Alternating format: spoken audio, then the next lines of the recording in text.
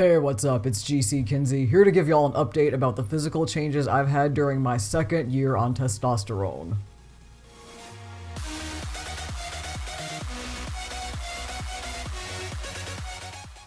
I started T on June 24th, 2022, which means I recently had my second anniversary, or tranniversary as I like to call it. And when I hit 1 year on T, I made a video about all the physical changes I'd had up to that point, which you can watch here. So now I want to share how those changes have progressed during year 2. If you haven't seen that 1 year retrospective, or if you have but you need a little memory refresher, here's a recap. This is the list of expected physical changes from the informed consent paperwork I signed at my first HRT appointment, and I've marked it up with the time frames when each of my changes first kicked in.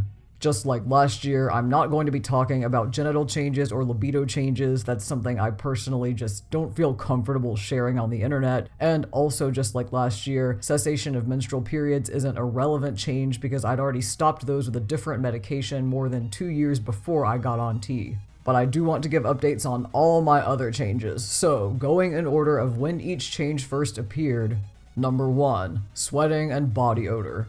This one has settled out a lot compared to where it was in year 1, especially the BO. Like, are my pits more pungent than they were pre-T? Yes, but they're nowhere near as bad as they were during year 1, particularly during the first 6 months. During year 2, I've been able to apply my deodorant just once a day instead of multiple times. The sweating has come and gone in waves whenever my T dose has gotten bumped up. So the pattern is, I'll have a small dose increase, I'll sweat a bit more for a few weeks afterward, and then my body will get used to the new dose and stop sweating as much. I'm still sweatier overall than I was pre-T, but just like with the BO, it's nothing unmanageable. One good thing that's happened with this change in year 2 is that I finally feel less cold. In year 1, I would sweat a lot and just feel cold and wet, but now the sweat actually serves its intended purpose of cooling me down when I feel hot, which happens more often. I first noticed that around 1 year and 4 months on T when I went to Canada for a figure skating competition and actually had to take my jacket off in the rink because I got too warm. Number 2, skin oiliness and acne. This one has behaved kind of like the sweating. It tends to get worse when I have a dose increase and then settle back out as my body adjusts. During year 1, I was actually pretty stoked about how having oilier skin helped in my struggle with facial dryness. During year 2, my skin has become less oily to the point where I actually have to be really diligent about moisturizing my face again. But that moisturizer has to be water-based because anything oil-based tips the balance too far in the other direction and makes me break out. And I don't want to add any more breakouts. Fortunately, the acne hasn't been too bad on my face. The real issue has been my chest and especially my back. And my brother dealt with the same thing during puberty, so when it started happening to me, I was like, oh well, who could have predicted this? But his pretty much resolved itself over time, so hopefully that will also be the case for me. At first, I thought my binder might be contributing to it, but I actually don't bind my chest that much. All my chest dysphoria is social, so I only wear a binder around other people. And I live alone, so the vast majority of the time, I'm just letting it all hang out. I'm not even binding right now as I film this. Why do you think I crop all of my videos from the shoulders up? But anyway, all the acne is in the areas that the binder covers up, so I figured that must be doing something to make it worse. So when I had some time off over the winter holidays when I didn't have to be anywhere, I didn't wear a binder for 2 weeks straight. And it didn't make a bit of difference. So I guess binding isn't contributing to the acne after all, it's just my body doing its thing. The back and chest acne mostly kicked up after my last dose increase at 1 year and 6 months on T. And unfortunately, it still hasn't settled back out. The pimples are smaller now, but they're certainly not gone. And it's not for lack of skincare. I keep my skin as clean and oil-free as possible, and I exfoliate and moisturize regularly, but it's still breaking out. So at this point, I'm gonna have to ask my dermatologist whether I should keep waiting for it to settle back out or actually try something to treat it. In the meantime, I just consider myself lucky that I can easily hide it with a shirt. The only other thing to report about skin oiliness is my scalp. Pre-T, I only had to shampoo my hair every 10 to 12 days. During my first year on T, I had to shampoo about every 5 to 6. And now during my second year on T, I have to shampoo it every 4 days if I want to keep the grease down. I really hope that settles out at some point because I don't like going through that much shampoo. Number 3, mental and emotional changes. This was my favorite aspect of testosterone during year 1, and it's still my favorite during year 2, or maybe tied with vocal changes. During year 1, the mental and emotional changes mostly involved my stress growing less volatile, my mood growing more stable, and my emotions growing calmer. In the second year, these changes have involved 2 additional things. One is feeling more positive overall, and the other is experiencing a whole lot more gender euphoria to counteract my gender dysphoria. As far as the positivity goes, I've always been a very positive and optimistic person, but pre-T that felt like something I had to do to balance out negativity and stress. Now it's something I do just because, and during this second year on T in particular, I feel like joy has become easier to access. And I think a big reason why I can feel so much more joy is because I'm experiencing so much more gender euphoria. I get little bursts of it every time I notice more physical changes. And sometimes it even comes in random waves now too, instead of having a specific cause. And all of that euphoria means I'm not as stressed by dysphoria, which gives me more emotional bandwidth for joy. That's not to say my dysphoria is gone. I still get misgendered a fair amount, and I still experience a lot of social dysphoria from that. But those negative, stressful, dysphoric feelings don't linger as long. It's easier to move past them. That was already the case during year 1, but it's gotten even easier during year 2. One of the main reasons people medically transition in the first place is to alleviate gender dysphoria and boost gender euphoria, so I love that that's happening more and more the longer I'm on T. Number 4. Deeper voice. This is my other favorite change during my second year on T, and as a singer, I'm going to spend a good bit of time on it during this update. If year 1 was the year of my voice getting deeper, year 2 has been the year of my voice getting heavier, and a heavier vocal weight was the one thing I just couldn't achieve to the level I wanted from training alone. I knew it was going to have to come from T. So hearing my vocal weight get progressively heavier during this last year has been phenomenal. When I talked about having more gender euphoria during my last point, a lot of times that happens when I record a song to track the changes in my voice, and then I play that recording back and go, wait, did that sound actually come out of me? In addition to the increase in vocal weight, I've also had more changes to the breakpoint between my vocal registers, my chest voice and my head voice. By the end of my first year on T, the absolute upper limit of my chest voice had come down from a D5 to a C5, with sort of an exception on one song which I talked about in more detail here. Now that I'm at the end of my second year on T, my chest voice only goes up to A-sharp 4. So I've had to start relearning how to sing a lot of things in mixed voice where I used to take my chest voice up to B4 or C5. Most of the time I go from chest voice to mixed voice even lower, around a G4, or sometimes even as far down as E4, so I don't wear my voice out when I'm singing. One thing I expected to deal with was a lot of voice cracking when I tried to take my chest voice up as high as I used to.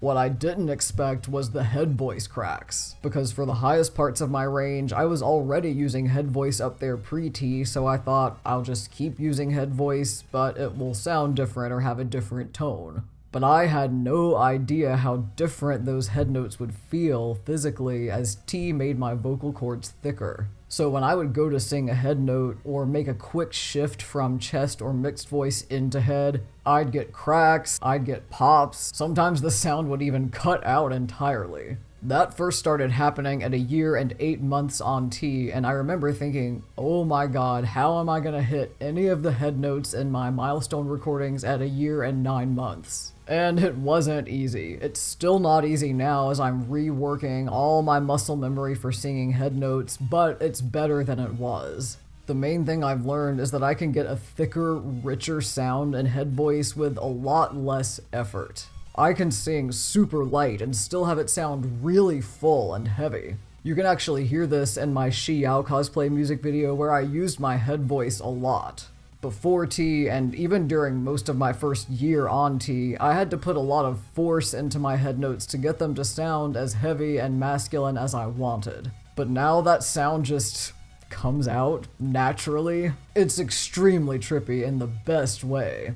Also, I've found that if I'm getting cracks on something I could easily sing before, I just have to rework it for these thicker chords and practice that, and eventually I can sing it again. It just feels different and sounds different, which is the entire point, right? So even though this year's changes might sound a little bit scary for a singer, they've actually been fantastic. I love having more vocal weight so much. It makes editing videos like this one so much easier. It makes phone calls so much less terrible. And you know what? I don't even care that I haven't gained any new low notes in my range during my second year on T. My lower limit is still a G2, because the low notes I do have are so much stronger and have so much more bass buzz now. Also, my voice is still changing, and I'm still very diligently tracking those changes for y'all with this project. Year 1 of the project is already up, Year 2 is being released throughout July 2024, and I've already started tracking for Year 3 as well, because on my baby dose of tea, who knows when this voice will be done. But I'm capturing every step of the journey and loving every second of it too. Number 5. Increased muscle mass and strength. There's not a lot new to report for this one. I'm still getting stronger, and it's still hard to measure or quantify how much. Swimming is still super fun now that I've caught up the strength of my upper body to the strength of my lower body. That's pretty much it. I did have plans to add lifting workouts during Year 2 on T. Didn't happen because I was way busier than I thought I'd be, and I had some unexpected health issues on top of that. But I'm gonna try again for Year 3 and see if I can find a way to squeeze it in. Lifting would mostly just be for the aesthetic of my muscles, my arms in particular, because in terms of actual strength, I'm very happy with how many more groceries or garden supplies or how much more luggage I can haul around. But I would love more bulk and definition up here too. Number 6. Hair changes. The hair changes I've had during Year 2, including my hairline, body hair, and facial hair, have been a huge source of gender euphoria. So starting with my hairline, it's continued squaring up very nicely. It goes a little further back at the temples now, which I think contributes to that more masculine shape, and I get a little burst of joy every time I glue down a lace front wig for cosplay and get an up-close view of my new hairline. My hair itself is still nice and thick. I haven't had any sort of thinning or loss associated with male pattern baldness, just these hairline changes that I'm very happy with. Next, onto body hair. The peach fuzz I'd started growing on my thighs during Year 1 thickened and darkened a lot during Year 2, and even turned into terminal hairs during the second half of Year 2, which is wild to me because I could never grow any thigh hair pre-T. My lower leg hair keeps getting thicker and darker as well. I've also got considerably more stomach hair than I ever thought I was capable of growing. And that wasn't a change I thought I wanted. In fact, it was a change I didn't want. So when it started coming in around 8 months on T, I was shaving it. But then around a year and 7 or 8 months on T, I randomly stopped. I think I just got lazy about it for a couple of weeks and then surprisingly liked the way it looked when I grew back out, so I kept it. I don't know what my long-term plan with it is, whether I'll keep it grown out or go back to shaving or maybe trimming it, but for right now, it's kind of a vibe. On the other hand, my chest hairs, all 12 of them, have had zero change during my second year on T, and I've had no body hair growth on my back or shoulders or any part of my arms, which is great actually, because while I love my leg hair and am weirdly okay with my stomach hair now, I don't really want body hair anywhere else. So last but not least is facial hair. My dirt stash has continued to get thicker and darker. Around a year and 6 months on T, I started realizing it was just barely showing up on camera if I didn't shave it. I do shave it about every 4 to 6 weeks just to keep it out of my way when I'm eating and drinking as it grows out. The frustrating thing is that when I shave, it takes a good 3 weeks or so to grow back, but it does grow back a little bit thicker every time. I also started getting more random beard hairs, sometimes on their own, sometimes in little patches, all throughout my second year on T, particularly in the last 3 months of that year. I tend to find new ones right after I've been swimming and my face is still wet because the hair looks darker then. All my beard hairs are such a light shade of brown right now that they're almost impossible to spot when they're dry. If there's one change on T that I wish I could hurry along, it's definitely facial hair growth, because more like glacial hair growth, am I right? And I know growing a full beard takes a long time, even on much higher doses of T than the one I take. I know I chose to play the long game on T with lower doses in hopes that would make the voice change more gradual and easier to sing through, and I absolutely think I made the right call. But at the same time, I would love to have an actual beard before I turn 40. I'm just gonna have to keep being patient though, because what else can you do?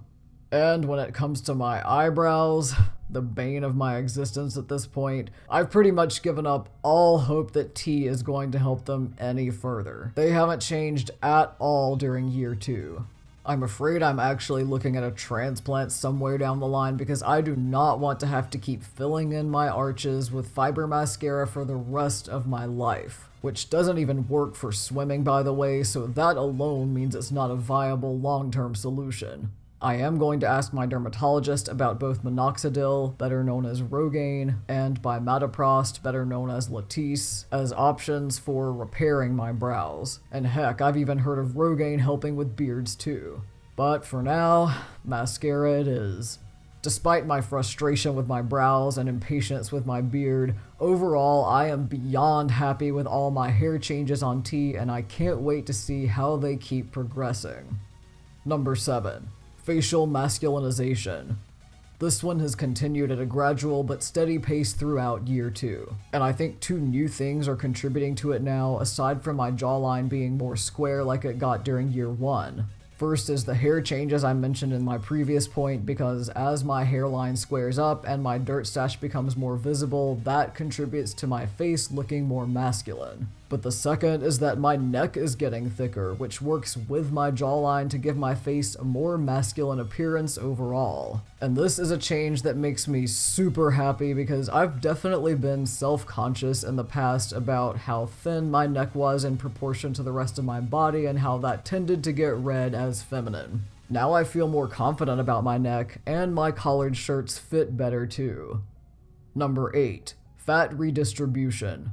This is a new change that I didn't have during year 1. The onset, or at least when I first noticed it, was around a year and 6 months on T. Like I mentioned earlier, I had some unexpected health issues during the last year, and that led to me accidentally weight cycling about 15 pounds. And when that weight came back, more of it came back on my waistline and less of it came back on my hips. Which was awesome because my hips have always been my number 1 source of body dysphoria. So seeing some of that dip in at the waist fill in and decrease my waist to hip ratio has been amazing. I realize I could probably get more fat redistribution if I weight cycled on purpose, but I have finally figured out intuitive eating after years of trying, and I don't want to disrupt that with intentional weight cycling. So I think I'm just gonna have to take whatever bits of fat redistribution I can get from any weight fluctuations my body does on its own. Number 9. Faster nail growth. My final change has also been a new one during year 2, and that is significantly faster nail growth. During my second year on T, I've had to trim my fingernails, not even joking, once a week just to keep them at a manageable length for playing the piano and guitar. Before that, I only had to trim them about once every 2 to 3 weeks, but now they just grow like wildfire. And they're stronger and healthier too. My toenails grow slower than my fingernails, but also about twice as fast as they used to. And it's too bad that didn't start sooner, because around 3 months on T, I had an injury that led to me losing a toenail, and it took well over a year to grow back. If I'd lost that toenail during year 2, I bet it would have fully regrown within 6 months. This change is interesting because it's also not one that was on the informed consent paperwork, but I have heard of it in reverse. A lot of trans women and non-binary people on estrogen have reported their nails growing slower and getting more brittle. So I find it fascinating that testosterone has done the exact opposite for me, and I wonder how many other folks on T have experienced the same thing. Alright, that wraps up my list of physical changes and where they stand after year 2 on T. And now I'm gonna put that chart back on screen with my updates from year 2 filled in while I share some final thoughts. First is just how overjoyed I've been to see the changes that started in year 1 continue in year 2. I think it's pretty common for trans and non-binary people on hormones to worry that at some point a change we really like is going to stall out before it's where we want it to be. And then we're just like, wait, that's it? So I love that my hair changes and voice changes and everything else are still progressing, and I hope that keeps happening in year 3. Second is that I've finally achieved the optimal levels of T in my blood work that my providers wanted to see. So now we know that that little dose bump I had at a year and 6 months is the dose my body seems to like best. I think that's also what's contributed to a lot of these changes being more notable in the second half of year 2. So now, as long as my blood work still looks good, I can stay on that dose and hopefully get more regular changes, and hopefully more settling out in the acne department. And last but not least is how the longer I'm on T, the more certain I am that it's the best decision I have ever made. We live in a world where there are lots of conversations about regretting medical transition and how medical transition should be heavily gatekept or even outright banned to prevent that regret. But the only regret I have about testosterone is that I started it in 2022 instead of all the way back in 2019 when I first considered it. I obviously can't change the past, and I'm not going to dwell on what could have been, but I can say that I regret absolutely nothing about the changes I've had on T, and I'm more at home in my body and at peace with myself now than I have ever been before.